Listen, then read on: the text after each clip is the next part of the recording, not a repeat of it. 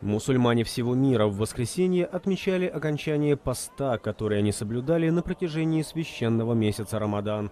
Праздник Ид-аль-Фитр в России и странах СНГ называют Ураза-Байрам. В Москве более 250 тысяч человек собрались возле и внутри самых крупных мечетей города, чтобы помолиться. Наибольшее число прихожан обычно наблюдается в Большой соборной мечети, где всех поздравлял с праздником председатель Совета муфтиев России Равиль Гайнуддин. После завершения молитвы мусульмане, в основном приезжие из стран Центральной Азии, начали расходиться по домам. Ну, во-первых, ассаламу алейкум всем. Всех праздником поздравляю. Мы в этот день просили, конечно, мира во всем мире. Ассаламу алейкум. Ну, вот сегодня всемирный мусульманский праздник. Всем поздравляем.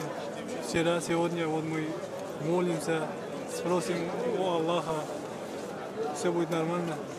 По данным московских властей, порядок во время Ураза-Байрама обеспечивали более 3000 человек. Праздник прошел без происшествий.